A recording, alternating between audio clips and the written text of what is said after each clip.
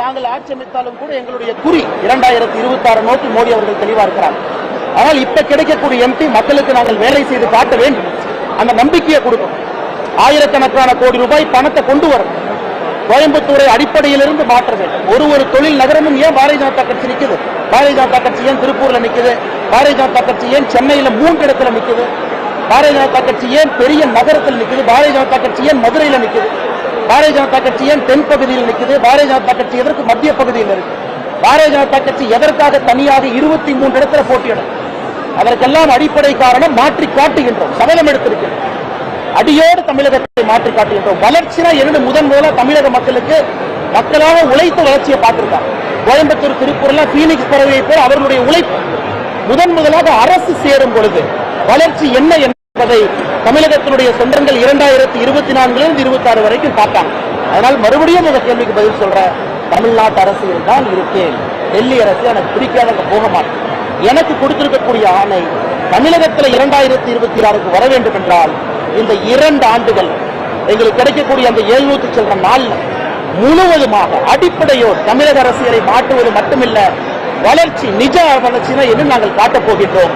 தெளிவான ஒரு பார்வையோடு எல்லோரும் களமிறங்கியிருக்கிறோம். பிரதமருக்கு 80 சீட் உத்தரப்பிரதேசத்தில் இருக்கு. 80 சீட். இன்னும் பிரதமர் அந்த பக்கம் போகவே இல்லை. இன்னும் பிரதமருடைய பிரச்சாரம் என்பது நார்தன் இந்தியாவில் ஆரம்பிக்கவே இல்லை. பிரதமர் அவர்கள் இன்னைக்கு பிரதமர் அவர்கள் தேர்தல் அறிவித்த பிறகு அரசு முறை பயணமாக 2 நாள் பூட்டான் இருக்கார். இன்னைக்கு பிரதமர் அரசு முறை பயணமாக பூட்டான், நாளைக்கு பிரதமர் அரசு முறை பயணமான பூட்டான். இதுல தோல்வி பயம் தெரியல உங்களுக்கு? தேர்தல் அறிவித்த பிறகு ஏதாச்சும் ஒரு பிரதமர் அரசு முறை பயணமாக வெளிநாட்டுக்கு போய் பார்த்திருக்கீங்களா? இது தோல்வி பயமா? அதனால யாராவது உங்ககிட்ட அந்த கேள்வி சொல்லியிருந்தாங்க, எதிர்க்கட்சி நண்பர்கள் சொன்னாங்கன்னா அவர்களுக்கு அரசியல் தெரியவில்லை என்றார். தேர்தலுக்கு நடுவில் ஒரு பிரதமர் தன்னுடைய கமிட்மெண்ட்டை காப்பாற்றி அண்டை நாடு, பக்கத்து நாடு, நட்பு நாடு பூட்டானுக்கு போறாங்க. அது பூட்டானுடைய உயரிய விருது இன்னைக்கு பிரதமர் கிடைத்திருக்கு. பிரதமர் எதற்கு அடிக்கடி தமிழகம் வர்றாங்கன்னா 2024 நாம் பெறக்கூடிய எம்பி மூலமாக தமிழகத்திற்கு சிறப்பு கவனம் செலுத்தப்பட்டு 2000 கோடி ரூபாய் கொண்டு வராங்க. ஒரு எம்பி எங்க இருக்கிறாங்களோ அடிப்படையோடு மாற்றி காட்டுகிறார். சபதம் எடுத்து பிரதமர் களமிறக்கி இருக்கின்றார். அந்த 700 நாட்கள் மக்களுடைய அன்புல பாரதிய ஜனதா கட்சி வெற்றி பெற்ற பிறகு அந்த 700 நாட்கள் நீங்க களப்பணியை பார்த்து தமிழக மக்கள் முடிவு செய்வார்கள். 234 234 பாரதிய ஜனதா கட்சி ஜெயிக்கும்.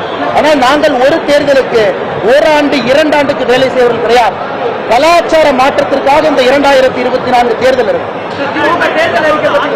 திமுக தேர்தல் அறிக்கை,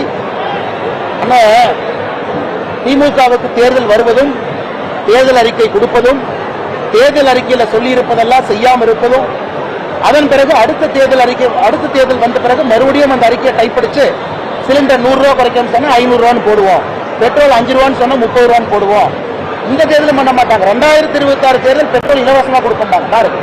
2026 தேர்தல் பெட்ரோல் டீசல் இலவசம். வீட்டுல பைப் போட்டு விட்டுருவோம், நீங்க அப்படியே வண்டி கொண்டே ஓசை போட்டீங்கன்னா அப்படியே பெட்ரோல் உள்ள வந்துடும். அதனால சகோதர சகோதரிகளே, வீட்டுல டாய்லெட் பேப்பர் இல்லை என்றால் திமுகவுடைய தேர்தல் அறிக்கையை பயன்படுத்தணும்.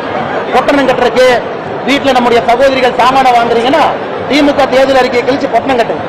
அதனால் சகோதர சகோதரிகளே, பாரதிய ஜனதா கட்சியினுடைய தேர்தல் அறிக்கை நான் சவால் விட்டுக்கிட்டு இருக்கேன். 295 பாயிண்ட் 2019 தேர்தல் அறிக்கையில் விட்டிருக்கின்றோம், சவால் விட்டுக் கொண்டிருக்கின்றோம். 295 நிறைவேற்றிவிட்டு 2024 தயாராகி 2019 பாரதிய ஜனதா கட்சியினுடைய தேர்தல் அறிக்கையை பாருங்க. இன்னைக்கு 2024 எங்க தேர்தல் அறிக்கை வரப்போகுது. 2024 தேர்தல் அறிக்கை வந்த பிறகு மக்களுக்கு தெரியும் 5 ஆண்டுகள்ல முழுமையாக 2024 தேர்தல் அறிக்கையும் நிறைவேற்றுவோம் தெரியும். இது ஏதோ இந்த காகிதம், அந்த போண்டா சாப்பிட்றதுக்கு, பஜ்ஜி சாப்பிட்றதுக்கு திமுகவுடைய தேர்தல் அறிக்கையை பயன்படுத்தும்.